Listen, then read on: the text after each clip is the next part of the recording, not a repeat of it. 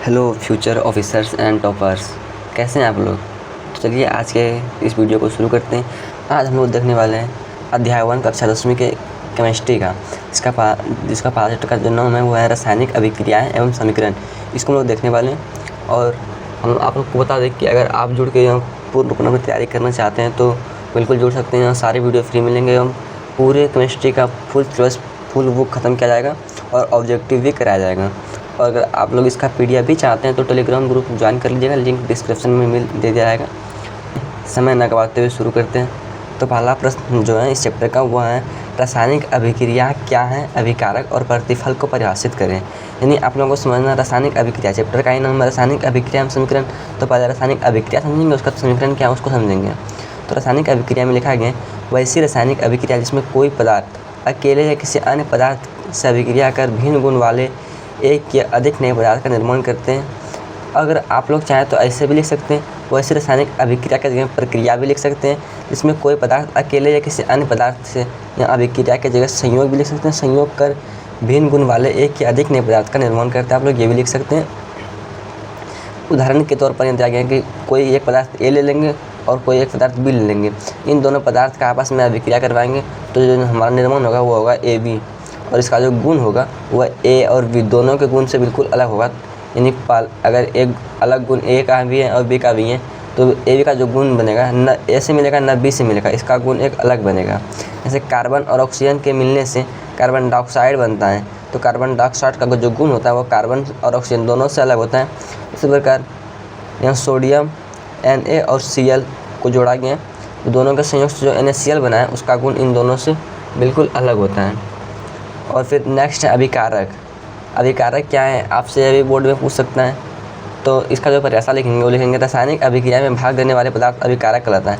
इसको अगर आप लोग समझेंगे तो ये पूरा आसान है। देखिए, इसे कार्बन और ऑक्सीजन को जोड़ आपस में संयोग कराए तो हमारा कार्बन डाइऑक्साइड प्राप्त हुआ। अब जो संयोग किया, कार्बन और ऑक्सीजन संयोग किया और जो बना वो कार्बन डाइऑक्साइड बना, ये जो संयोग किया इसी को अभिकारक बोलते हैं। कितना सिंपल है। यानी जो हमारा संयोग करता है, जिसके मिलने से नया पदार्थ बनता है, उसी को हम लोग अभिकारक बोलेंगे। जैसे यहाँ देख लीजिए A और B के मिलने से AB बना, तो यहाँ अभिकारक क्या होगा A और B।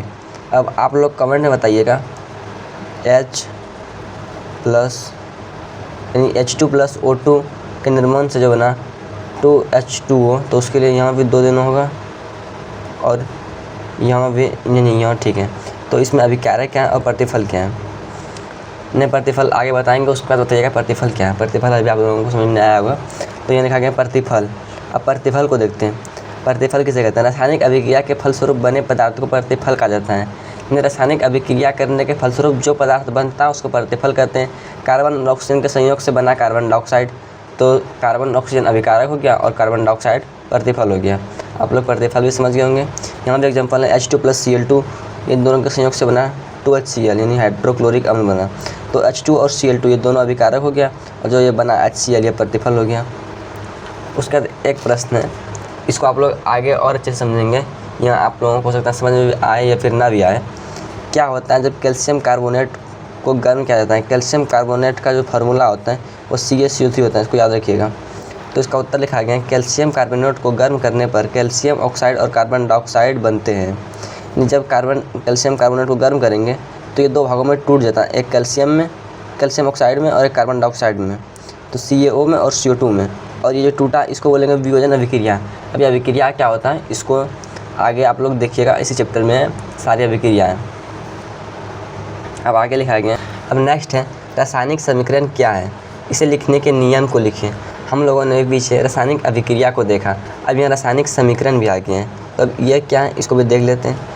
किसी रासायनिक अभिक्रिया में भाग लेने वाले पदार्थों के संकेतों एवं सूत्रों की सहायता से उस अभिक्रिया का संक्षिप्त निरूपण ही रासायनिक समीकरण कहलाता है। अगर आप लोगों को समझ में आया तो अच्छा, अगर ना आया तो और अच्छा है, क्योंकि अब जो हम समझाएंगे वो बहुत अच्छे तरीके से समझाएंगे। रासायनिक समीकरण क्या है? देखिए, हम लोग मैथ में पढ़े थे समीकरण, अब केमिस्ट्री में रासायनिक समीकरण आ गया। तो इसका जो परिभाषा लिखा है, रासायनिक अभिक्रिया में भाग लेने वाले पदार्थ, जिसको हम लोग अभिकारक बोलेंगे, अभिकारक के संकेतन सूत्रों की सहायता से, इसके लिए आपको इसका संकेत और सूत्र याद रखना होगा, उस अभिक्रिया का संक्षिप्त निरूपण रासायनिक समीकरण कहलाता है। संक्षिप्त मतलब होता है छोटा रूप। अब जैसे कि हमको मतलब सब समीकरण लिखना, तो ऐसे लिखेंगे कार्बन प्लस ऑक्सीजन, तो ये जो बनेगा वो बनेगा कार्बन डाइऑक्साइड। तो इसका जो संक्षिप्त रूप हमको लिखना है, यानी लिखा गया ना उस अभिक्रिया का संक्षिप्त रूप, यानी मान लेंगे ये अभिक्रिया है तो इसका संक्षिप्त रूप क्या होगा। और यहाँ यह भी लिखा है कि भाग लेने वाले पदार्थों के संकेत एवं सूत्र। तो कार्बन का संकेत क्या होता है C, ऑक्सीजन का O2, क्या बनेगा कार्बन डाइऑक्साइड बनेगा। तो कार्बन डाइऑक्साइड का सूत्र क्या होता है CO2। इसी को बोलेंगे रासायनिक समीकरण। और इसके लिखने के भी कुछ नियम है, जैसे अभिकारक को बाईं ओर लिखेंगे, प्रतिफल को दाईं ओर लिखेंगे, बीच में तीर का चिन्ह देंगे, इसके बीच में प्लस का चिन्ह देंगे। तो ये सभी इसके लिखने के नियम है। इस सभी को भी हम लोग आगे समझेंगे। आप लोगों को रासायनिक समीकरण समझ में आ क्या होगा। इसके बाद और देख लेते हैं रासायनिक अभिक्रिया में भाग लेने वाले पदार्थों के संकेत एवं सूत्र। विशेष रूप से याद रखिएगा कि ये तो संकेत से दर्शाएंगे तो सूत्र से दर्शाएंगे, और जिससे कि उसका जो निरूपण होगा वो संक्षिप्त होगा, यानी कम जगह लेगा लिखने में, क्योंकि संक्षिप्त निरूपण का अर्थ होता है छोटा करके। तो इसको संक्षिप्त निरूपण लिखेंगे तो यही हो जाएगा रासायनिक समीकरण। अब इसके नियम को देख लेते हैं, इसके क्या नियम है। तो इसका जो पहला नियम है वह कहता है अभिकारकों को समीकरण के बाईं ओर लिखा जाता है। अब पहले बताएं कि अभिकारक जो भाग लेता है और जो भाग ले उसको तीर के बाईं ओर लिखा गया है। फिर अभिकारकों के सूत्रों के बीच धन चिन्ह यानी पॉजिटिव प्लस का चिन्ह दिया जाता है। देखिए यहाँ हाइड्रोजन और क्लोरीन के बीच प्लस का चिन्ह दिया गया है। फिर अगला नियम है प्रतिफलों को समीकरण के दाईं ओर लिखा जाता है। जो पदार्थ बनता है उसको प्रतिफल कहते हैं। प्रतिफल का एक और नाम भी है, इसको उत्पाद कहते हैं, इंग्लिश में प्रोडक्ट बोलते हैं। इसको समीकरण के दाईं ओर लिखा गया है, यानी तीर के दाईं ओर। फिर प्रतिफलों के सूत्रों के बीच धन चिन्ह यानी इसके बीच भी पॉजिटिव का प्लस का चिन्ह किया जाता है। अगर यहाँ सिर्फ एक ही यौगिक बनाए इसीलिए पॉजिटिव चिन्ह कहाँ देगा, आगे देने से कोई फायदा होगा नहीं। जब 2-3 कार्बनिक यौगिक बने तो उसके बीच प्लस का चिन्ह देकर लिखा जाता है। फिर लास्ट नियम 5वां नियम जो है अभिकारक और प्रतिफलों को एक तीर चिन्ह द्वारा अलग किया जाता है तथा तीर का जो चिन्ह है वो अभिक्रिया की दिशा को दर्शाता है। यानी देखिए ये होगा अभिकारक, ये हो गया प्रतिफल, इन दोनों को जो अलग किया गया है वह इस तीर के चिन्ह द्वारा अलग किया गया है, और यह तीर का चिन्ह दर्शाता है कि अभिक्रिया इस दिशा से इस दिशा में हो रही है। तो ये इसके नियम है, ये कुल 5 नियम है रासायनिक समीकरण को लिखने के। और इसको आगे देख लेते हैं। आगे संतुलित रासायनिक समीकरण और असंतुलित रासायनिक समीकरण को परिभाषित करें। देखिए जो संतुलित रासायनिक समीकरण है और असंतुलित रासायनिक समीकरण है ये दोनों रासायनिक समीकरण के ही भाग हैं। तो आप लोग लिख लीजिएगा कहीं, रासायनिक समीकरण 2 प्रकार के होते हैं, एक संतुलित और एक असंतुलित। असंतुलित को कंकाली रासायनिक समीकरण भी कहते हैं, फिर ढांचा समीकरण भी कहते हैं। तो यहाँ पर ऐसा दिया गया संतुलित रासायनिक समीकरण का, तो यहाँ वैसा रासायनिक समीकरण जिसके दोनों और प्रत्येक तत्वों के परमाणुओं की संख्या समान होती है, जिसके दोनों और प्रत्येक तत्व के परमाणुओं की संख्या समान हो उसे बोलेंगे संतुलित रासायनिक समीकरण। अब ये परमाणुओं की संख्या क्या होती है इसको देख लेते हैं। पहले 2 और का मतलब समझिए, एक और ये हुआ और एक और ये हुआ। अब देखिए हाइड्रोजन यानी H का मतलब हाइड्रोजन और इसके सामने 2 लगाइए, यानी कि यहाँ हाइड्रोजन के 2 परमाणु हैं, यहाँ क्लोरीन के 2 परमाणु हैं, तो इधर भी दोनों के 2-2 परमाणु होने चाहिए। ये जो आगे 2 लिखा गया इसका मतलब होता है कि इस पूरे में गुना होगा, तो हाइड्रोजन में 2 गुना होगा तो हाइड्रोजन 2 मतलब पूरा हो गया। फिर ये जो 2 हैं फिर क्लोरीन में गुना होगा तो क्लोरीन का भी 2 पूरा हो गया, यानी कि यह जो समीकरण है हमारा यह संतुलित है। फिर आगे देख लेते हैं। हाँ, तो यह अपना असंतुलित रासायनिक समीकरण, अब इसको देख लेते हैं। संतुलित का मतलब है जिसके दोनों और प्रत्येक तत्व के परमाणुओं की संख्या समान हो, और असंतुलित शब्द से ही पता चलता है कि जिसमें संतुलन ना हो, संतुलित ना हो, तो यहाँ दोनों और जो तत्वों के परमाणुओं की संख्या होगी वो असमान होगी। तो इसका परिभाषा वही लिखा गया है, वह रासायनिक समीकरण इसमें समीकरण के दोनों ओर तत्वों के परमाणुओं की संख्या असमान होती हैं, इसमें समान नहीं होती हैं, असमान होती हैं। जैसे H2 + O2 H2O बना, तो आप लोग इसमें देख सकते हैं हाइड्रोजन 2 हो गया, लेकिन ऑक्सीजन यहाँ 2 है, ऑक्सीजन यहाँ 1 है, तो यह असंतुलित है। अब आप लोग इन सबको घर में अच्छे से प्रैक्टिस कीजिएगा, संतुलित करने का कोशिश कीजिएगा। Mg + HCl MgCl2 + H2 इस चारों को संतुलित कीजिएगा। तो फिर क्योंकि यहाँ से बोर्ड में संतुलित करने के लिए पूछ सकता है, 1-2 प्रश्न दे देगा, बोल देगा इसको संतुलित कीजिए, क्योंकि ऐसा पूछा गया है कई बार क्वेश्चन में, जब देखिएगा तो पता चलेगा ऐसा प्रश्न पूछा गया है। अब फिर आगे देख लेते हैं। अब जो अपना स्टार्ट हो रहा है और रासायनिक समीकरण से प्राप्त होने वाली सूचनाओं को लिखे। रासायनिक समीकरण से हमें किन किन जानकारियों का पता चलता है उन सभी जानकारी को लिखना है। तो इसका जो आप लोग आंसर राइटिंग कीजिएगा बोर्ड में या फिर प्रैक्टिस कीजिएगा तो ठीक इसी प्रकार से लिखिएगा, क्योंकि ऐसा लिखने से नंबर कटता नहीं है। मैंने खुद बोर्ड में ऐसा लिखा और मुझे फुल मार्क्स मिला है। तो लिखा गया रासायनिक समीकरण से प्राप्त होने वाली सूचनाएं निम्नलिखित हैं, यानी नीचे लिखा हुआ है। तो पहला लिखा गया है यह अभिकारक और प्रतिफलों की जानकारी देता है, यानी कि रासायनिक समीकरण यह बताता है कि अभिकारक में कौन कौन से पदार्थ हैं और प्रतिफल में कौन कौन से पदार्थ हैं।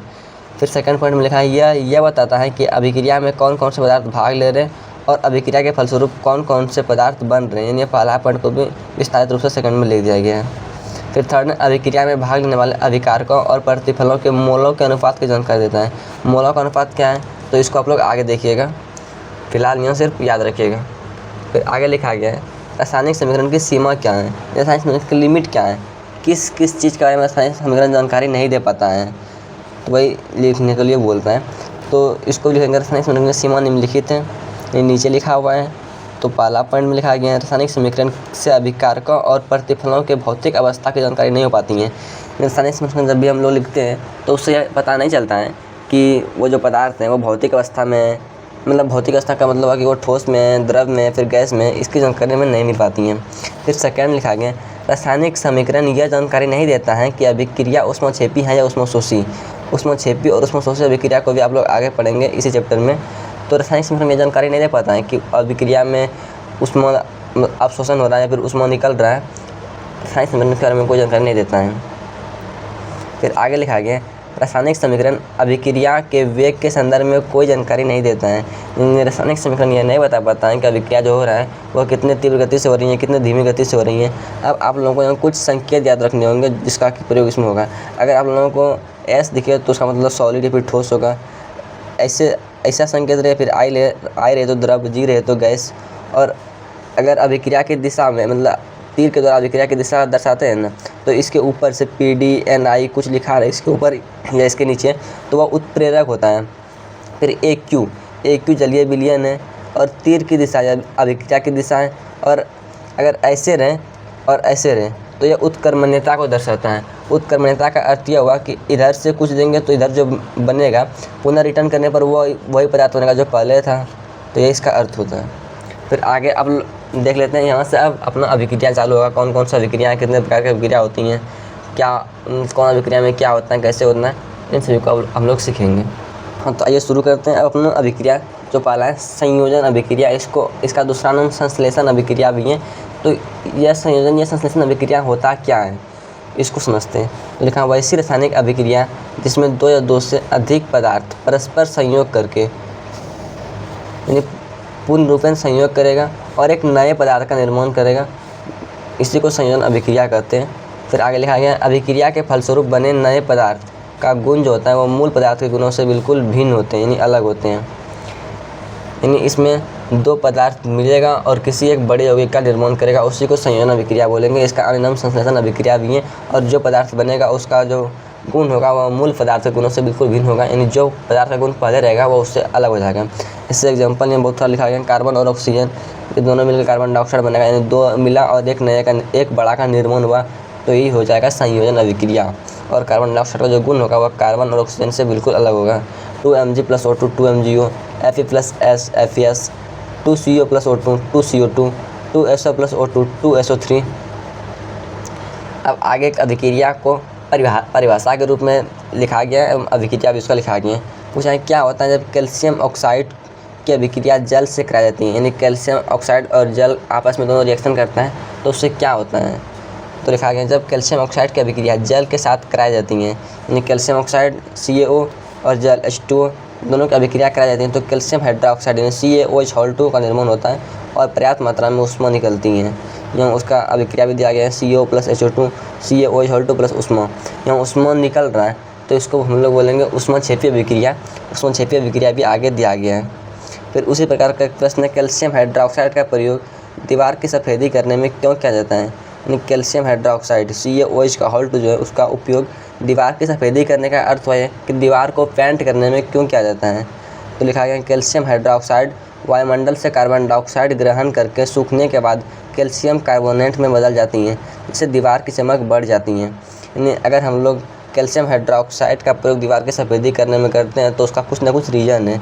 तो वो रीज़न को यहाँ दर्शाया गया है कि कैल्शियम हाइड्रोक्साइड वायुमंडल से कार्बन डाइऑक्साइड को ग्रहण करता है, यानी CaOH2 जो है यह वायुमंडल में जो हमारा कार्बन डाइऑक्साइड है उसको आपस में अवशोषित करेगा, फिर उससे अभिक्रिया करेगा और अभिक्रिया करके CaCO3 यानी कैल्शियम कार्बोनेट बनाएगा, इसको संगमरमर भी बोलते हैं, और फिर जल को बाहर निकालेगा। जब यह CaCO3 कैल्शियम कार्बोनेट बनेगा तो इससे दीवार का चमक बढ़ जाएगा और बढ़ता है जब कैल्शियम हाइड्रोक्साइड का उपयोग दीवार के सफेदे में करते हैं तो दीवार की चमक बढ़ जाती है। और इसी कारण होता है कि यह वायुमंडल से ऑक्सीजन ग्रहण करता है और रिएक्शन करके कैल्शियम कार्बोनेट बनाता है, इसलिए दीवार की चमक बढ़ जाती है। फिर आगे लिखा गया अब वियोजन अभिक्रिया, इसको हम लोग अपघटन अभिक्रिया ही बोलते हैं। वियोजन या अपघटन अभिक्रिया क्या है तो इसको देख लेते हैं। वैसी रासायनिक अभिक्रिया इसमें किसी यौगिक के बड़े अणु के टूटने से दो या दो से अधिक सरल यौगिक बनते हैं जिसका गुण मूल पदार्थों के गुण से बिल्कुल भिन्न होता है, वियोजन या अपघटन अभिक्रिया कहलाता है। यानी कि इसमें क्या होगा, जस्ट उल्टा, संयोजन का जस्ट उल्टा। अगर आप लोगों को संयोजन समझ में आ गया तो इसको समझने में कोई परेशानी, तकलीफ, दुख नहीं होगा, क्योंकि वहाँ दो मिलके एक बड़ा का निर्माण करता था और यहाँ जस्ट एक बड़ा पहले से रहता है और टूटता है दो या उससे अधिक छोटे छोटों में। तो वही लिखा गया है कि एक बड़े अणु के टूटने से बहुत बड़ा अणु टूटेगा और उससे दो या उससे भी अधिक सरल यौगिक का निर्माण होगा। और यहाँ भी वही होगा कि जो गुण जो होगा वह मूल पदार्थ के गुण से बिल्कुल भिन्न होगा। यही हो गया आपका अपघटन अभिक्रिया या फिर वियोजन अभिक्रिया। तो उदाहरण यहाँ दिया गया है, CaCO3 टूटता है CaO और CO2 में, 2KCiO3 टूटेगा 2KCi में और 3O2 में। यहाँ तक आप लोगों को समझ में आ गया होगा। तो आज का क्लास यहीं तक रहने देते हैं, या फर्स्ट क्लास है तो इसको बहुत अधिक लंबा नहीं करते। फिर नेक्स्ट वीडियो में जितने भी अभिक्रियाएँ सबको क्लियर कर देंगे, इस चैप्टर को भी बहुत जल्दी ख़त्म कर देंगे। आप लोग बस रिवीजन करते रहिएगा और आप लोगों का जो लक्ष्य होगा बहुत जल्दी पूरा होगा, क्योंकि हम भी अपनी पूरी कोशिश करेंगे और आप लोग अपनी पूरी कोशिश कीजिएगा। और अगर आप लोग इसका PDF चाहते हैं तो टेलीग्राम ज्वाइन कीजिए, वहाँ आपको मिल जाएगा। और अगर कोई परेशानी हो तो आप लोग व्हाट्सएप में पूछ सकते हैं, व्हाट्सएप ग्रुप में, या फिर कमेंट कर सकते हैं, आप लोगों को रिप्लाई दिया जाएगा। धन्यवाद, आज के लिए इतना ही, मिलते हैं नेक्स्ट वीडियो में।